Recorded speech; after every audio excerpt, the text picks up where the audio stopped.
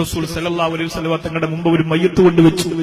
അല്ലാഹുവിന്റെ റസൂൽ ആ മയ്യത്ത് നമസ്കാരത്തിന് സമയമായപ്പോ ആ മരിച്ചു കിടക്കുന്ന പ്രിയപ്പെട്ട ഉപ്പയുടെ പൊന്നുമോനെ വിളിച്ചിട്ട് ചോദിച്ചു, മോനെ വാപ്പാക്ക് കടമുണ്ടോ?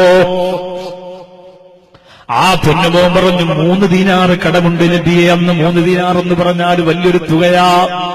അല്ലാഹുവിന്റെ റസൂൽ പറഞ്ഞു, എന്നാ നിങ്ങൾ നിസ്കരിച്ചോ, ഞാൻ പോവുകയാണ്.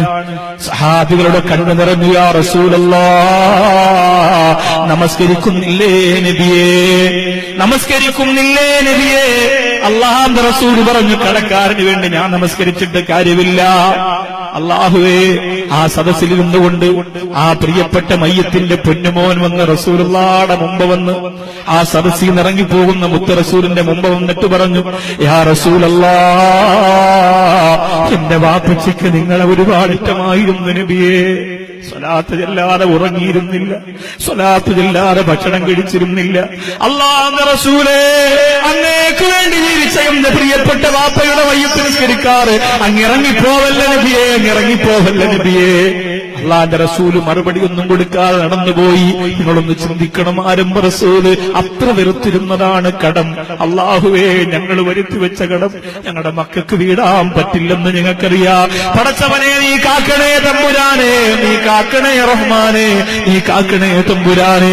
ആ പ്രിയപ്പെട്ട മുത്ത് റസൂല് ആ മയ്യത്തിന്റെ മുമ്പിൽ നിന്ന് ഇറങ്ങിപ്പോകുന്ന കണ്ട് ബഹുമാനപ്പെട്ട അബൂ ഖത്താദ റളിയല്ലാഹു അൻഹു പുറകിലൂടെ ചെല്ലുകയാണ്.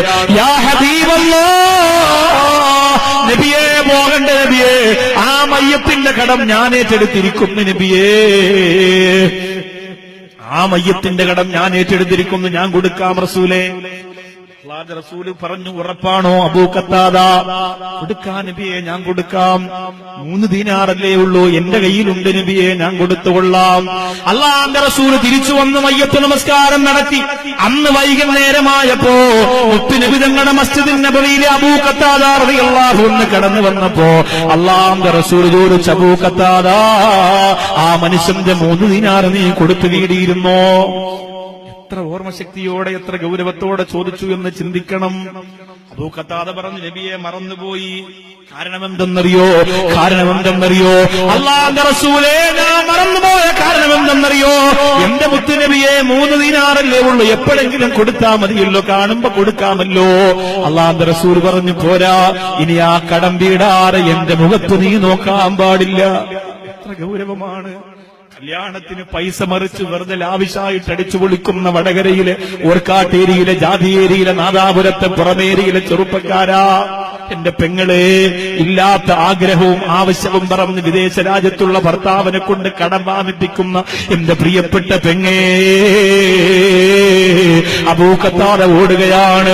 3 ദീനാർ കൊണ്ട് ആർക്കാണോ ആ മയ്യത്തിന്റെ അവകാശി കൊടുക്കാനുള്ളത് അവർക്ക് കൊടുത്തിട്ട് റസൂലുള്ളാഹിയുടെ മുമ്പ് വന്നിട്ട് പറഞ്ഞു, യാ റസൂലല്ലാഹ്, അത് ഞാൻ കൊടുത്തു വീടിയിരിക്കുന്ന നബിയെ, അത് ഞാൻ കൊടുത്തു വീടിയിരിക്കുന്ന റസൂല് എന്ന് പറഞ്ഞപ്പോ അല്ലാഹുവിന്റെ റസൂല് ആലിംഗനം നടത്തിയിട്ട് പറയുകയാണ്, അല്ലാന ബരിഅ മിനന്നാർ. ഇപ്പോഴാണ് ആ മനുഷ്യൻ ചെയ്ത അമല് മുഴുവനും അല്ലാഹു സ്വീകരിച്ചത്. ഇപ്പോഴാണ് നരകത്തിന്റെ കനൽക്കട്ടകളെ ആ കബറിന്റെ 4 ഭാഗത്തിരുന്ന് അല്ലാഹു മാറ്റിയത് എന്ന് പറഞ്ഞ് മുത്ത് റസൂല് പറഞ്ഞു പോരെങ്കിലും